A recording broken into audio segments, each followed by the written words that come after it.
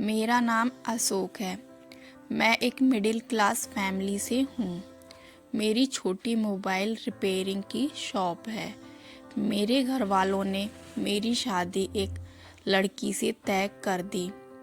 लड़की हमारे दादा के पास के गांव की थी। लड़की के माता पिता नहीं थे। उसे उसके मामा और मामी ने पालकर बड़ा किया था। घर वालों को लड़की पसंद आ गई थी। मैंने शुरुआत में टालने की कोशिश की। मुझे इस बात से थोड़ा ऐतराज़ था कि लड़की गांव की है, लेकिन मेरे घर वालों के आगे मेरी नहीं चली। मेरी शादी उसी से होना तय हो गई। शादी तय होने पर जब मैंने उससे बात की तो मुझे उसका स्वभाव पता चला। वो बहुत कम बोलती थी। जितना मैं पूछता बस हाँ या ना में ही जवाब देती। मैंने कई बार पूछा कि तुम इतना ही बोलती हो या मेरे सामने शर्मा रही हो। फिर उसकी तरफ से वही चुप्पी होती। उसके मामा और मामी भी कहते हैं कि हमारी लड़की बहुत सीधी और कम बोलती है। मुझे भी उसकी यह बात धीरे धीरे पसंद आने लगी। हमारी शादी करवा दी गई। शादी अच्छे से हो गई थी। शादी के बाद सुहागरात का समय आ गया। मैं अब अपने जीवन की एक नई शुरुआत करने जा रहा था, जिसके लिए मेरे मन में कई विचार थे। इतने दिनों तक बात करने पर मैं उसका स्वभाव समझ गया था, इसलिए मैं जानता था कि मुझे क्या करना है। मैंने उससे पहले बातें की। वो अभी भी बस मेरी बातों का हाँ और ना में ही जवाब दे रही थी। काफ़ी समय से मैं उससे बात कर रहा था। मैंने उससे पूछा, मैं उसे पसंद हूँ? बस वो हाँ कहती। थोड़ी घबराई हुई लग रही थी। थोड़ी देर बाद उसे पसीना आने लगा। मैंने कहा, क्या हुआ, तुम ठीक तो हो? वो बोली, कुछ नहीं, थोड़ी घबराहट हो रही है। मैंने उसे कहा कि तुम आराम करो, बहुत थक गई होगी। शादी की दौड़ भाग में ठीक से नींद पूरी नहीं हो पाती है, इस कारण थकावट से ऐसा हो रहा होगा। मैंने सोचा। मैंने उसे यह कहकर कमरे की बत्ती बुझा दी और मैं भी बिस्तर पर लेट गया। मैंने उसका हाथ पकड़ा। वो घबराहट के मारे कांपने लगी थी और पसीना तेज हो गया था। वो उठकर बिस्तर पर बैठ गई। मैंने कमरे की बत्ती ऑन की। उसकी हालत खराब थी। मैंने पूछा, क्या हुआ, कुछ दवाई लेकर आना है? उसके इस तरह से बर्ताव करने पर मैं भी थोड़ा डर गया था। कमरे में एक खिड़की थी, जिसको खोलने पर बाहर की रोड की लाइट हमारे कमरे में आती थी। वो खिड़की के पास हवा लेने को खड़ी हो गई। वो वहीं खड़ी रही। मुझे कहा कि आप सो जाओ, मैं ठीक हूँ। मैं थोड़ी देर बाद सो गया। सुबह जब मैं उठा तो वो कमरे में नहीं थी। वो घर का काम कर रही थी। उसकी तबीयत अब अच्छी ही लग रही थी, इसलिए मैंने फिर रात का जिक्र नहीं किया। अगली रात फिर मैं कमरे में गया तो उसने पहले ही खिड़की को खोल रखा था। मैंने उससे पूछा, अब ठीक हो? उसने सिर्फ सर हिलाकर जवाब दिया। कमरे में आते ही उसका चेहरा बदलने लगता था। एक अजीब सी घबराहट उसके चेहरे पर आ जाती थी। उससे कुछ पूछता, वो कहीं और ही देखती, कुछ ही सोचती रहती। उस रात भी मैंने कहा कि तुम्हारी तबीयत ठीक नहीं लग रही है, तुम आराम करो। मैंने फिर कमरे की बत्ती बुझाई और बेड की ओर आया तो उसने खिड़की खोल ली और उसके पास खड़ी हो गई। मैंने अब उसे कुछ नहीं कहा। मैं अपने बेड पर सो गया। मुझे अब लगने लगा कि सब कुछ ठीक नहीं है। कुछ बात है जो ये छिपा रही है। रात में घबराने वाली लड़की सुबह ठीक लगती थी। सुबह उसके चेहरे पर कोई घबराहट नहीं होती। शाम को 8 बजे में खाना खा रहा था। अंधेरा हो गया था। मम्मी ने उससे कहा कि छत पर से कपड़े ले आना, भूल गई तू ले आ। वो कपड़े लाने सीढ़ियों से छत पर गई, लेकिन करीब आधा घंटा हो गया था और वो नीचे नहीं आई।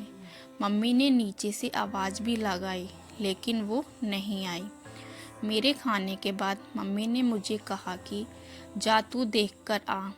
मैं सीढ़ियों पर गया तो वो सीढ़ियों पर ही बैठी थी और उसके चेहरे पर वही घबराहट।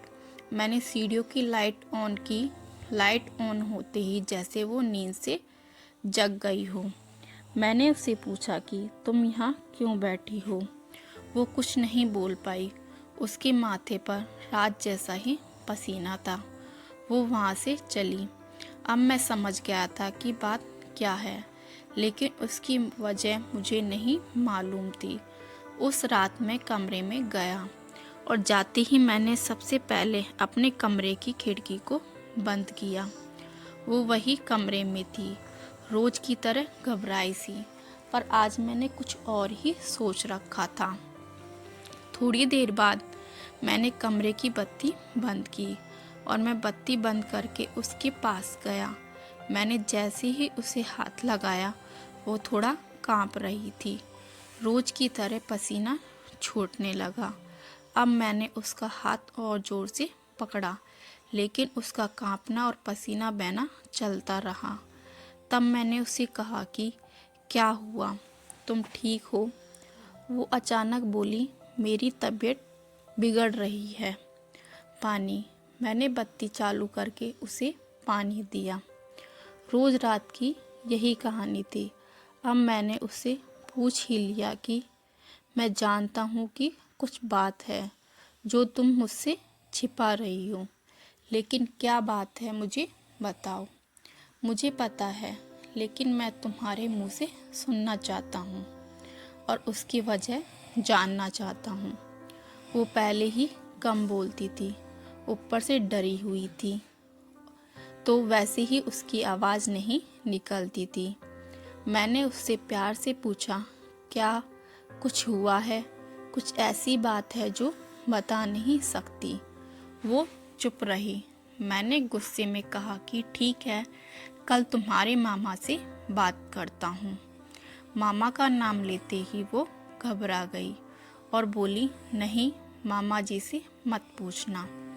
तब उसने बचपन की ऐसी घटना के बारे में बताया जो इन सब बातों की जड़ थी।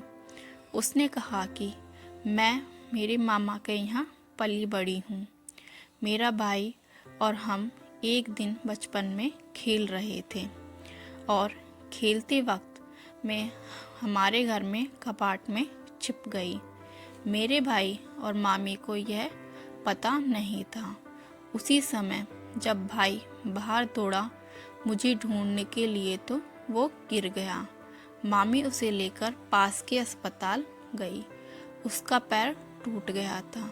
उसके पहले वो पैसे लेने अंदर आई तो कपाट का दरवाज़ा बाहर से लगा गई। मैंने तब भी कुछ नहीं कहा। मैं छिपी रही। बाहर क्या हुआ था इसका मुझे पता नहीं था। थोड़ी देर बाद जब मुझे घबराहट हुई तो मैंने बाहर आना चाहा, लेकिन दरवाज़ा बाहर से बंद था। मैंने बहुत कोशिश की, चिल्लाई, लेकिन घर में कोई नहीं था। मैं बहुत डर गई। उन्हें आने में करीब 3 घंटे लग गए। मैं उस कबाड़ में 3 घंटे बंद थी। उसके बाद उनके आने के बाद भी मैं उन्हें नहीं दिखी तो मामी मुझे ढूंढने लगी। अब मैं अंदर पसीने और घबराहट के मारे बेहाल थी। मामी को आवाज़ पर मैं फिर से ज़ोर से दरवाज़ा बजाने लगी तो मामी ने मुझे बाहर निकाला।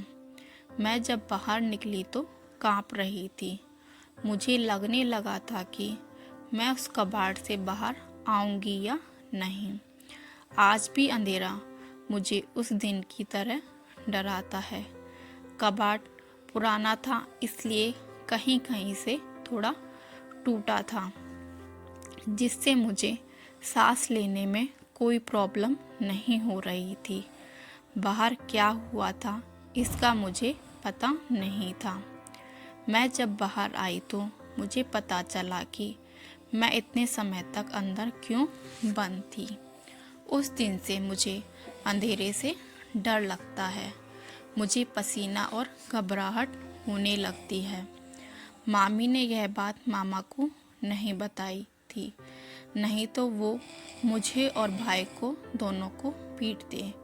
मुझे नहीं पता कि अब यह कब तक मुझे परेशान करेगा, लेकिन मामी को यह पता है, इसलिए वो मेरा ध्यान रखती थी। यह सब सुनने के बाद मैंने कहा कि यह बात तुम पहले भी बता सकती थी। मेरी पत्नी बहुत ही सीधी थी और घटना के बाद शायद वो और भी डर गई थी।